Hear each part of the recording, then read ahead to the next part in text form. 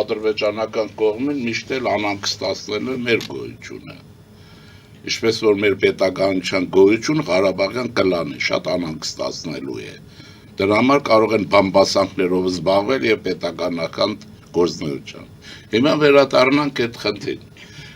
Ուրեմն տեսեք ինչ է, հիշեցնեմ, այս տարի հունվարի 14-ին թե 24-ին էր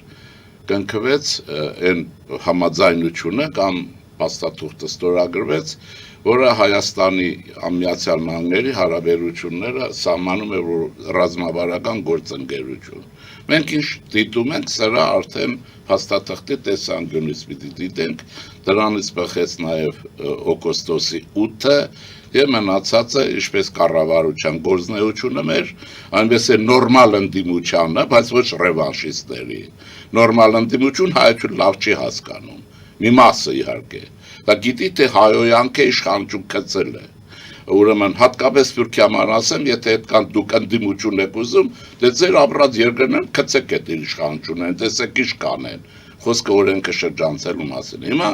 տեսեք ինչ է կատարվում։ Այստեղ մի բան շփոթեցվում է։ Թրամփի նախագիծը որ կա, թրիփը, չէ՞։ Այդպես անվանենք, Թրամփի ուղին։ Ուրեմն դա ունի երկու մաս։ Առաջինը Հայաստան, Ադրբեջան, Միացյալ Նահանգներ բլոկն է, երկրորդը Հայաստան, Միացյալ Նահանգներ համագործակցության հուշագիրն է, այստեղ է։ Իսկ կարծում եմ երկրորդի շրջանակներում է եկել են տեսնեն աշխատանքային խմբեր են ստեղծվում եւ ինչպես կարողանալ Հայաստանին օգնել, որպեսզի հաղթահարի այն պարտությունը, այն աղետը, որ Ռուսաստանը բերեց այժորդի գլխին։ Սա միշտ պետք է ասենք սրած, որ ոչնչանան, ովքեր որ այդ ռադիկալ բաներ են ուզում։ Հիմա հաղորդագրություններ դրա մասին ես կարծում եմ, որ առաջիկայում ավելին պիտի լինի։ Այնտեղ տեսեք ինչ կա։ Ուրեմն այդ արհեստական բանականության, տեխնոլոգիաների ներդրումներ եւ այլն։ Սա ունի երկու երես մենք պետք է հասկանանք։ Պատերազմից հետո, որը կրկնեմ հայությանը, պատերազմի գլխավոր ներքին թշնամի Ղարաբաղյան կլանն է, ու էլ մի որոնեք, կներեք ինչի տեղ դնելով, բոլորդ գիտեք դա, բայց չեք ուզում ընդունեք, բայց հիմա ինչ է գեոպոլիտիկան մեզ հուշում, Հայաստանը թուլացել է, կամ այն ժամանակ էլ թույլ էր, ակնհայտ չէր, որտեղ մենք ուրեմն դրանց ասելով Անդրկովկասի ամենաուժեղ բանակն էինք, բայց պարզվեց այդ բանակը ոչ ունենք, բացի այն գեներալները, որոնց ուսադիրներին ուրեմն ոսկուց ձուլված աստղեր է դրված, այդ դրանց բանակից պետք է հեռացնել։ Հիմա տեսեք ինչ է, ուրեմն այսօր Կովկասում, որտեղ մենք ենք երեք պետություններով, Վրաստան, Ադրբեջան եւ Հայաստան, Հայաստանը թուլացել է,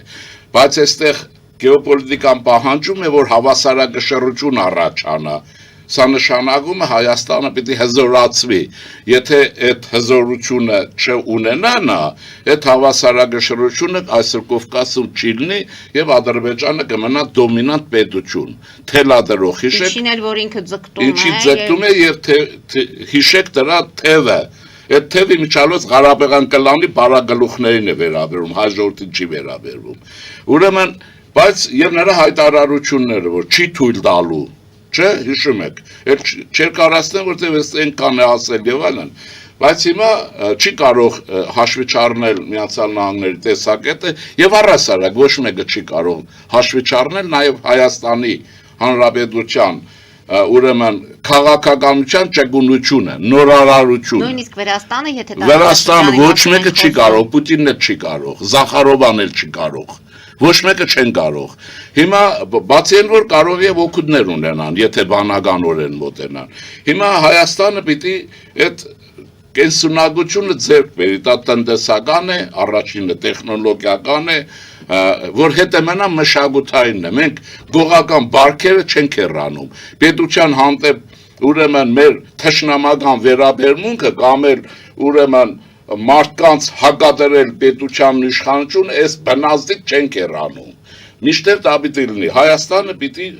կարողանա իր, այսպես տերմին կա, պետության հզորությամբ կարողանա երեքին հավասար մոտիկանա, որպեսզի առաջանա հարմոնիա, Պյութագորասին հիշեցնեմ, քաղաքականությունը բալանսի վրա է, քաղաքականությունը հարմոնիայի վրա է, եթե բարեկամինն է, կամ հակառակն է ինչ-որ Ռուսաստանինն է, անընդհատ դիսոնանսներ առաջացնում, անընդհատ հակասություններ։ Հիմա այս մասը մեր մասն է, պարզ է, որ ինչքան ենք ասել, ես այստեղից տարիներ առաջ հատուկ ասում եմ նրանք, ովքեր ասում են, չգիտեմ ինչեր, ասել եմ, մենք պետք է բացվենք Միացյալ Նահանգներ, հատկապես Կալիֆոռնիա, ինչու, որտեղ մեր համայնքը ամենահզորությամբ այնտեղ է եւ Միացյալ Նահանգների Կալիֆոռնիա նահանգը աշխարհում 6-րդ տնտեսական հզորությունն է, կամ 5-ը։ Այսինքն պատկերացնում եք ինչ ունենք, հա, բացվել է։ Եվ այստեղ ուրեմն այստեղ մենք բոլորս պարտավոր ենք աշխատելու, կառավարությունը իր տեղում, ընդդիմությունը իր տեղում, Այդ խոսքը այլանդրանք ընդդիմության մասին է, այնպես ինչպես Ֆրանսիայի ընդդիմությունն է, եւ մեր հայրենագիցները դրսում, որոնք ռուսական ծառայության մեջ են, կամ էլ թարախ չունեն իշխանության ու պետության հանդեպ, դա էլ կա, չէ՞, փախել են այստեղից գողավազակներ, այնտեղից չգիտեմ ինչեր են անում։ Հիմա բայց դա բան չի։ Հիմա Հայաստանը պիտի բարձրանա եւ ժամանակին ես ասեմ կրկնեմ, երբ որ իշխանությունը դեռևս այդ թեկումը չուներ, այս քաղաքականություն չէր լինում, ես դա ասում եմ նաև իմանալու համար, նաև ով որ չի ուզում աչքը մտցնելու համար։ 23 թվականին, ուրեմն ապրիլի 27-ին եղել եմ Վաշինգտոնում, նախկին սենատորի հետ հանրապետական, երբ որ հանրապետականի մասին պատկերացում չկար։ Երկար զրույցներ եւ այլն եմ ունեցել, հրապարակումներ են եղել, ինչ-որ բաներ, հայտարարություններ մեր կողմից, որտեղ ուրեմն սենատորը ասում էր, որ Հայաստանը պետք է դառնա Անդրկովկասի կամ այսօր Կովկասի բանալի պետությունը, շարունակեմ։ Ես երկար խոսակցություն եմ ունեցել, եկել եմ բացատրել եմ, երբ իշխանությունը դեռևս ինվիճակի էլ չէր ամերիկյան այդպիսի քաղաքական ակտիվություն ուղղության, որը ուրեմն Լեհաստանի մոդելով Հիմա էլ եմ գտնում, որ այդպես ես հանդիպել եմ նաև ժամանակին Լեհաստանի դեսպանի հետ եւ այլն։ Այդ երբ որ իշխանությունը չկար, դա ԿԺԿ-ի ծառայությունն է, որի մասին ես գլնդելում իմ հանդիման ժամանակ, այսպես ասեմ, զեկուցել եմ մոտավորապես այդպիսի բան, հիմա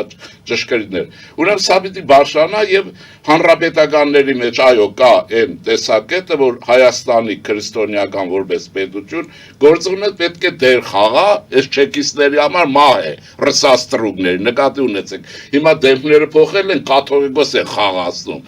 Բայց այդպես չի։ Եվ պիտի դառնա, եթե մենք կարողանանք անշուշտ Լեհաստանի հաջողությունը ոչ թե գրել, դուք գիտեք, որ վստահ եմ, ուրեմն հիմա Լեհաստանում այնպիսի ճանապարհներ են կառուցում, որ գերմանական ճանապարհների որակն անցնում է, տեղյակ են թե չէ։ Ուրեմն եւ աշխարհի լավագույն բանակներից մեկն է այսօր ստեղծում։ Եվ մենք ճակատագրով էլ իրար նման ենք, ցարիզմի զոհերից ենք, լեհերը եւ հայերը։ Լեհաստանը կիսվել է ցարերի ու կոմկուսի ղեկավարների միջոցով եւ առաջին անգամ ես էլ ասեմ, երբ որ Հայաստանը ռուս-թուրքական գործակցությամբ 1920 թվականին կիսվեց,